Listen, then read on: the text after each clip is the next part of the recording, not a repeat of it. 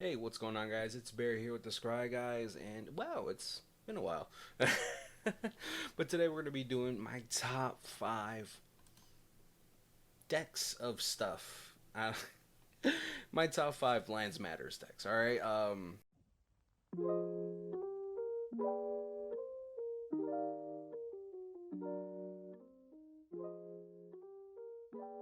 Recently, just wanted to just start doing top five stuff. Right now, we've been taking breaks on making decks and all that stuff for the channel. Just me and Quest have been busy, so we're trying to make more content for you guys. Thank you guys again for subscribing and sticking with us. But let's get into my top five Lands Matter commanders. Now, let's go ahead and go to our honorable mention first. We have Omnath, Locus of Creation, which is going to be a 4 mana minus the swamps. Really strong, like landfall commander. When it enters, draws cards, and then depending on how many times lands enters during your turn, you get specific effects like gaining 4 life, gaining 4 mana, and dealing 4 damage to each opponent, each creature you don't control on the third land drop. And what's really cool about that, you have access to red, so you have a plethora of damage multipliers that you can possibly just put in there. Really just try to focus on that third portion and deal possibly 8, 16 damage, 12 damage, sorry. And if you have a multiples of those damage amplifiers, you could possibly just go ahead and finish the game right there. Tanuk Memorial Ensign, oh gosh. New from Edge of Eternities is 1 and Gruel landfall. Whenever a land you control enters, Tanuk deals 1 damage to each opponent. If this is the second time this ability is resolved, draw a card. So a really cool card. You could really take advantage of, again, damage multipliers. In this, you're going to be in Gruel, so you can be a lot more hyper focused on just ramping and getting those damage multipliers out there. You could also take advantage of auras and equipments that say whenever this creature deals damage, not combat damage, but deals damage, and just take advantage of that. So really cool commander, really powerful for an uncommon, and possibly gonna get up there in my top 5 list the more time passes. Right now we have Lord Windgrace, which used to be in my top 5, but it's a 2 and Jund commander planeswalker.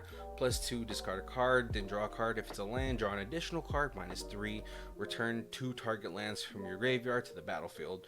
And then -11, destroy 6 target non-land permanents and create 6 2/2 green cat warrior creature tokens with forest walk.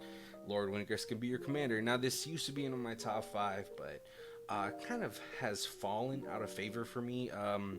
Really, I only ever really remember using the first 2 abilities, being able to what's it called, into try to entomb like a Cabal Coffers and Urborg, just to go ahead and recur that. Have a little bit of a card draw on a commander, but the thing about having a planeswalker as your commander, there's a lot of hate towards planeswalkers, and it's a long time before you can get back to your turn to possibly use this ability again. So sometimes it feels bad paying 5 mana to possibly just draw 2 extra cards or recur 2 extra lands. So it's kind of just fallen out of favor for me. So let's go ahead into my 5th spot. Gitrog Monster, which originally came in the Eldritch Moon set for 3 and Golgari. You get a legendary frog horror. At the beginning of your upkeep, sacrifice the Gitrog unless you sacrifice a land. You may play an additional land on each of your turns. Whenever 1 or more land cards are put into your graveyard from anywhere, draw a card. So it does a lot. It's a 6/6 body, but you're really gonna go ahead and focus on just kind of cycling through your lands. I mean, there's other versions of it that you could possibly play. You have access to Thalia and Gitrog, which gives you access to white, lets you play an additional land, and then but you don't get that one. You only get to draw during the attacks. It doesn't end, but it acts like a hate bear for a lot of your opponents. So I feel like a lot of people still get not hated out, but a lot of eyes are on you when you're playing something like the Gitrog and Thalia, and then you have the Gitrog Ravenous Ride, which is more about having big dumb creatures in your deck, but it also ramps you a ton if you're able to draw a lot of cards from the creatures that you're sacrificing. But getting back to the Gitrog, really cool. It's a real fun build.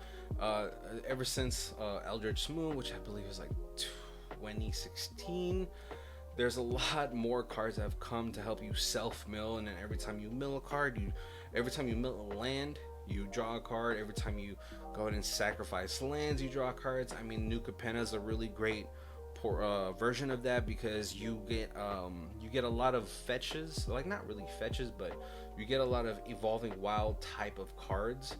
But the sweet part of that is that it doesn't matter if they come in tapped or untapped, because they just sacrifice themselves as soon as they hit the battlefield. So even if you're like playing something like Crucible Worlds, playing it from the graveyard, you get to draw a card. So it's just overall just a very generic, good card draw / lands matter commander. So that's why it's on the 5th spot. But yeah, it's such an awesome card. Next on number 4 is Azusa, Lost But Seeking.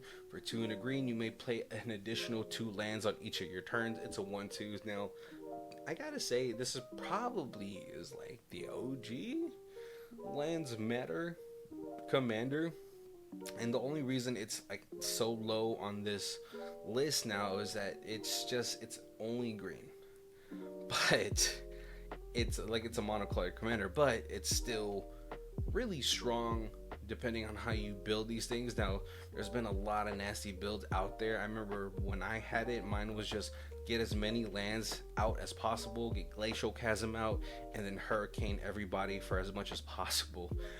Or just do it as a draw, who knows. But like, it gave you access to play like things like Crucible Worlds. Again, like as time has gone on, it's just gotten a lot better, just because you've gotten access to a lot more fetching type lands, right? You could play things like Horn of Greed, where it is a symmetrical effect where everybody's gonna get benefits from it, but you're gonna get the most when you're playing 3 lands a turn. And if you have the other creatures that let you play additional lands, the problem that you're gonna have is that you're gonna possibly run out of lands, right? And then, green sleeve effects, where every time you play a land, you get a creature. It just kind of can get out of hand. Nasty builds too is like the Eldrazi ones. You play all the Urza lands, and then get a Ulamog out turn 4 or whatever it is. Sorry, I was like gonna say turn 3 or something like that, just because, but I forgot. Jeweled Lotus and Mana Crypt are gone. I know, I miss it too. I have those cards. And then, if you really want to be a terrible person, you could just strip mine Crucible people out. But if you really enjoy not having friends anymore, yeah, no, it's just like a very generic, hey, let's play as much lands as possible. Possibly your deck is possibly gonna have 38 to 40 lands, maybe even 42, just to get as much out there for you. And then you can kind of just go whichever way you want. You want to go big Timmy, like big monsters, or do your special, or do your little what's it called, like mono green spell slinger type of deck, who knows. But it's just a really strong commander as far as for lands matters, right? For number 3, we're going to look at a new card from Edge of Eternity's Hearththull, the Worldseed. 1 and Jund legendary artifact. It has station, meaning you have to tap a creature to put some station counters onto it, or charge counters onto it, before it could be a creature, right? But +2, pay 1, sack a land, draw 2 cards. You may play an additional land this turn. So I feel like this is taking over the spot that Lord Windgrace used to have, right? Because 1, it comes down as an artifact. It's not a creature, so it's not affected by summoning sickness. You can go ahead and tap it right away. But when you need a creature, you tap it for 8 charge counters. It gives it flying, vigilance, and haste.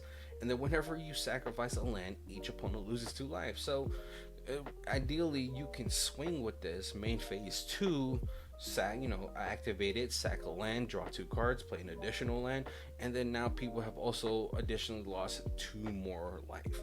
And then if you have like those multiple land drops, or fetches or whatever, you could possibly deal a lot of damage before you even end the turn, and possibly just end the game that way. Now, I do have to say, this is a loss of life, not damage, so your damage multipliers won't really work here, I feel like. But go ahead and correct me if I'm wrong in that.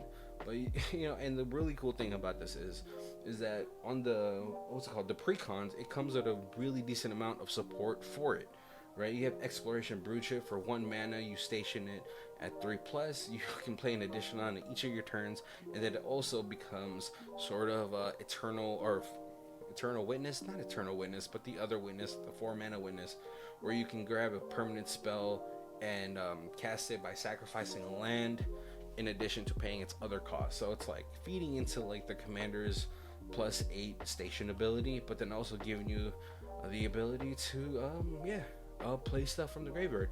It also comes with Horizon Explorer for 2 in the green. Lands you control enter untapped, so a little bit of an amulet right there.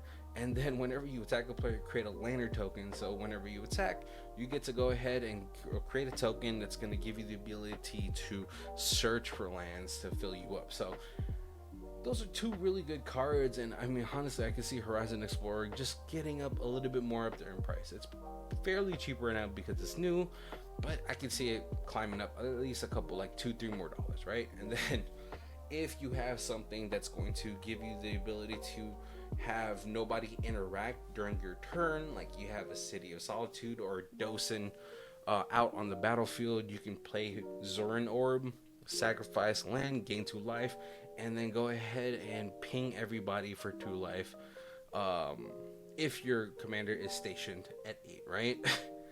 So yeah, you could basically sacrifice your board, have everybody lose 20 something life depending on how much land you have, or if you can afford a squandered resources, you can go and sacrifice all your lands.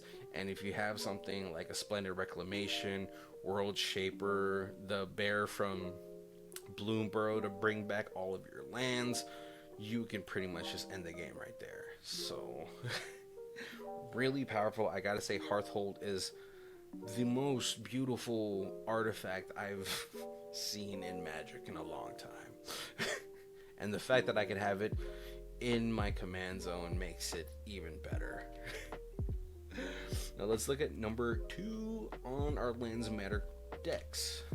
The Necrobloom for 1 in Abzan. Landfall. Whenever a land enters, you create a 0/1 green plant. If you control 7 or more lands with different names, create a 2/2 zombie creature instead.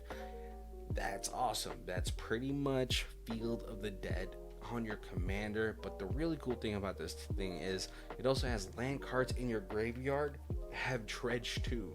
So it's a nice little split, right? You can go full tokens and just try to get as many 2/2 zombies as possible, or you can also split it into having it be a little bit of a reanimator strategy as well, because if you have like a decent amount of fetches in there, you can go ahead and Dredge to get those lands back, make a 2/2, and then fill up your graveyard. Oh, and then what's it called, that 9 mana spell that gets all the creatures from graveyards onto the battlefield. So it's a self-sufficient commander, right? And with the support also on the green side, and the white, you get access to a lot of things like Parallel Lives, Anointed Processions, Elspeth, freaking Mondrak, right? Yeah, Field of the Dead, if you want a second version, it's like pretty much a clone of your commander, which is great. But then you also have 6, which is, so in these colors you have a lot of abilities to self-mill yourself. And with something like 6 being as like a support creature, you can go ahead and just retrace a bunch of permanent cards in your graveyard. So just a really strong commander. Even if you get board wiped, it's kind of easy for you to rebuild and be a threat again. The worst feeling when you're playing games is like if you're like 40 minutes in you've board wiped and you've given yourself some time to breathe, and then you just have somebody come back in and just rebuild like you didn't do anything. And I feel like Necrobloom is like that. Yeah, super strong land commander. And for number one, I gotta do Aesi. Now Aesi is just, it's such a generic card to me, but it's you can't deny it's powerful, right? For 4 in Simic, you may play an additional land on each of your turns, and then whenever a land you control enters, you just draw a card. Now, before the reprint in what's it called? You know, the horror set, it was like a $30 card. And the fact that it's Tachiova and Oracle multi together, and then you can play cards like Obero to tap itself, return it to your hand. That's another expensive land that you could just put in here. And obviously you're putting all the cards that let you play additional lands into your deck, so you can go and churn through your deck. You have access to 2 of the most powerful colors in Magic, at least in Commander, right? Because blue has a lot of overcosted spells and just time warps and time spiral, expropriate, right? And that's really hard to do sometimes when you're just playing mono blue, but when you throw green in there, it's just too easy, right? But again, Aesi, it's number one. I started playing Magic with green and blue, Simic eventually, and it's just sort of my favorite color pie, but it's gotten boring for me. Haven't been playing this game for so long, but you still can't deny its power. But those are going to be my top 5 Lands Matter commanders. Please let me know what your favorite Lands Matter commanders are in the comments. And thanks for sticking around. I know we've been gone for a long time, but appreciate you guys. Like, comment, subscribe. And I know if we hit 1,000 at any point, we want to go ahead and do a giveaway. So the closer we get to that, the sooner we'll do the giveaway, right? All right, guys, have a good one.